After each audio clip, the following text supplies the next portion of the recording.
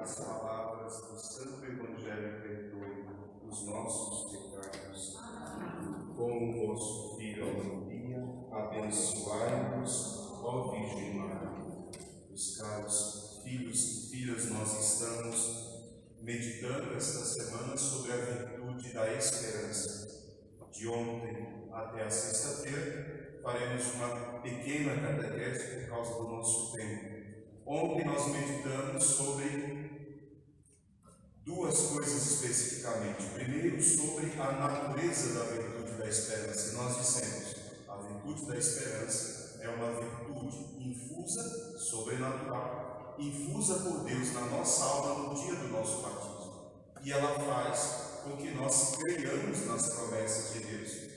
Firmes e confiantes nas promessas dele, nós esperemos a salvação e os auxílios de Deus. Esta foi a primeira coisa que nós falamos. A segunda coisa que dissemos ontem foi que Deus nos concede três grandes auxílios para que nós cheguemos à salvação. O primeiro deles é o perdão dos pecados. O tribunal da misericórdia é o sacramento da esperança, a confissão. Depois nós dissemos que nosso Senhor, Ele nos dá a graça de crescer nas virtudes, nos dá a graça de progredir na fé. E por fim, dissemos da graça da boa morte. Deus nos concede a graça de morrer bem, esperando confiantemente nele. Isso dissemos ontem. Hoje nós falaremos sobre os motivos, as propriedades e os efeitos da virtude da esperança. 4 motivos, 4 propriedades, 3 efeitos. O primeiro grande motivo da nossa esperança são as promessas de Deus. Nosso Senhor diz na sua palavra que nenhuma das suas promessas, mesmo que o céu e a terra passassem, nenhuma das suas promessas ficariam sem serem cumpridas.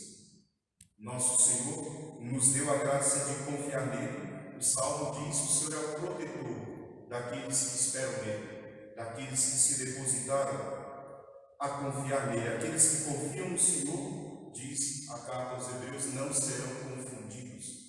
Nosso Senhor prometeu e Ele haverá de cumprir. Esta é a nossa primeiro grande motivo da esperança. Na carta aos Hebreus, no capítulo 10, a palavra de Deus diz que nós devemos reter indeclinavelmente a confissão da nossa esperança, porque aquele que prometeu é fiel e haverá de cumprir tudo o que Ele prometeu. Portanto, se Deus prometeu algo na sua vida, não desanime, Ele cumprirá, porque Deus é fiel. Segundo grande motivo da nossa esperança é que Deus tem uma vontade suprema de salvar os homens. Foi para isso que Ele veio. Deus tem mais vontade de nos salvar do que nós mesmos de nos deixar condenar, como diz São Leão.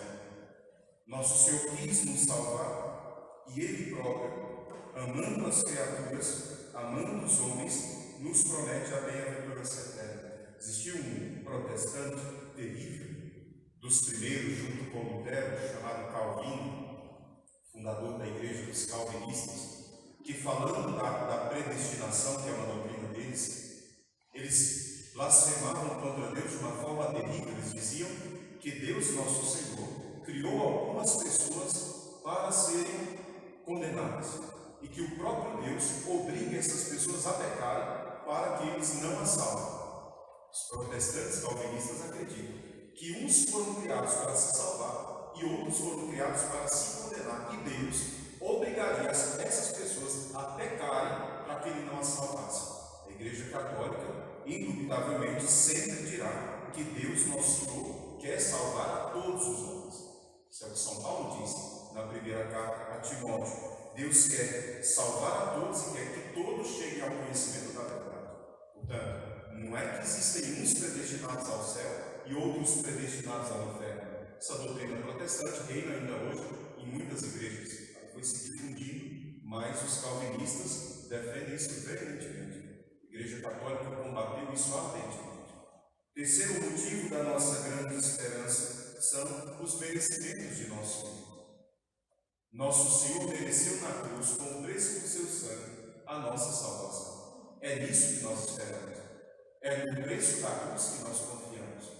Certamente, como dizia São Leão, nosso Senhor tem mais desejo e tem mais poder de agir pelo sangue dele derramado do que o demônio dos pecados que ele pode gerar em nós.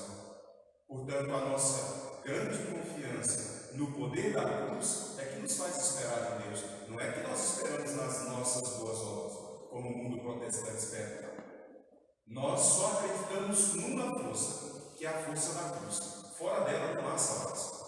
É o poder da cruz que nos redime. Por isso, o motivo da nossa confiança é exatamente esse poder da cruz.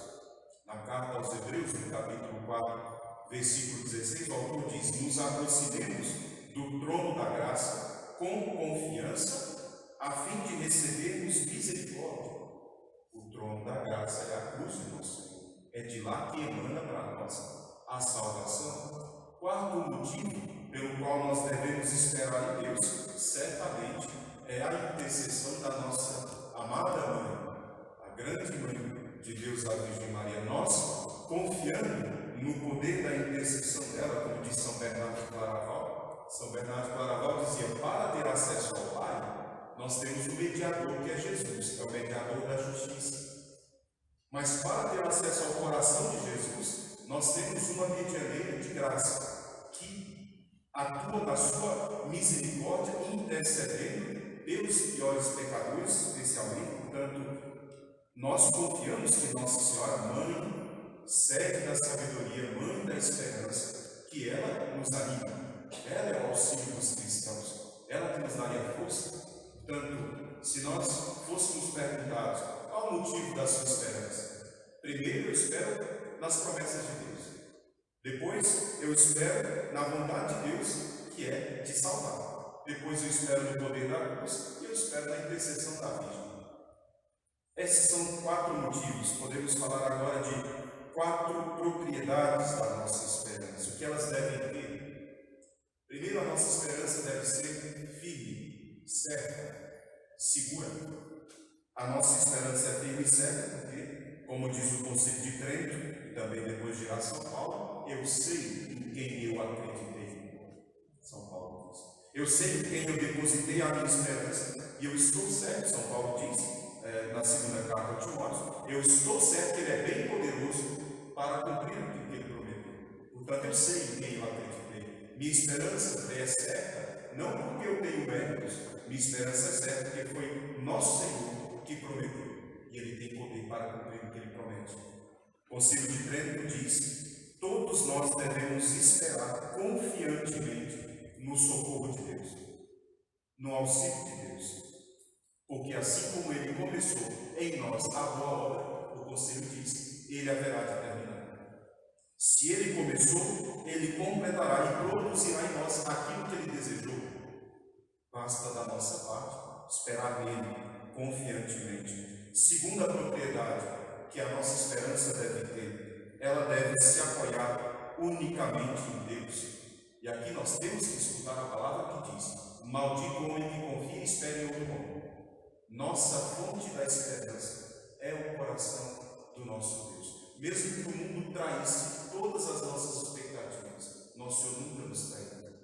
Nosso Senhor nunca deixaria de cumprir o que Ele prometeu. E nosso Senhor quer isso para que nós não amemos de modo desordenado o mundo.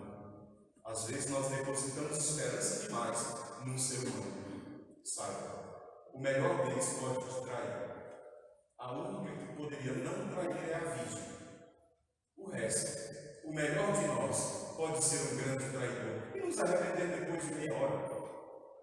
Por isso nós não depositamos confiança nos homens, nós amamos os homens como Deus ama, mas a nossa esperança está no nome do Senhor que fez o céu e a terra. Terceira propriedade da nossa esperança, ela deve ser operosa, não pode ser uma esperança vã.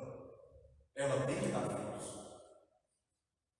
A esperança vã é a esperança do mundo, porque na verdade a nossa esperança, ela gera frutos de salvação para nós e para quem está conosco. Se eu espero em Deus, pode ter certeza que eu consigo animar o coração do meu irmão também a esperar. E nós devemos trabalhar a fim de que nosso Senhor também faça as suas promessas na vida dos nossos irmãos. São Boaventura, grande santo franciscano, ele dizia: enquanto houver nessa terra o combate, e ele haverá de durar até a morte, nós deveremos trabalhar pela nossa esperança. Temos que trabalhar. Nós só nos salvaremos de fato se nós confiarmos e conservarmos a esperança em Deus. Fora disso, ninguém se salvaria. E a quarta propriedade da nossa esperança. Nossa esperança deve ser animada pela caridade, porque a caridade, o amor de Deus, a experiência dele é quem anima todas as outras virtudes. Sem a caridade não existe esperança. O amor é que nos faz esperar na promessa de Deus. Portanto, sempre pedir a nosso Senhor, como diz a palavra dele, venha o teu reino. O livro do Provérbios diz que o Senhor ama aqueles que o amam. Nós amamos a Deus e acreditamos que Ele nos ama. E por isso nós podemos esperar, animados no amor dele. 4 propriedades. Primeiro, deve ser firme, certa. Depois, ela deve se apoiar em Deus. Depois, deve ser uma esperança que trabalha. E por fim, deve ser uma esperança que se anima na caridade. E por fim, falamos de 3 efeitos da esperança. O que a esperança gera em nós? Quais são os efeitos dela na nossa vida? Primeiro, nós podemos dizer que a esperança, ela vence tudo, como diz São Paulo. Tudo eu posso naquele que me fortalece. Tudo eu posso naquele que me fortalece, diz São Paulo, mesmo em meio a grandes provações. Ele fala a Filipenses no capítulo 4. Nós não devemos perder a coragem, sentir o peso da nossa miséria muitas vezes nos desanima. Sentir que nós somos tão pecadores e tão tardos e tão lentos em amar a Deus, às vezes nos desanima. São Paulo diz não. Nosso Senhor diz a São Paulo, na sua fraqueza se manifesta a minha força. É para esperar só em Deus, não é para esperar em si mesmo. Portanto, um efeito é que ela nos obtém tudo. Ela alcança e vence tudo, obtém tudo, porque a palavra de Deus diz: aquele que bate, recebe. Aquele que procura, encontra. Tem um santo que diz que a esperança é como a chave do céu. Nós abrimos e Deus derrama tudo o que nós precisamos. Mas para abrir tem que esperar nele. Então ela vence tudo. Ela espera e obtém tudo. E por fim, a esperança nos conduz à perfeição. A perfeição, nós sabemos, é o amor. Aquele que espera no amor se vê contemplado. Assim foi a vida dos santos.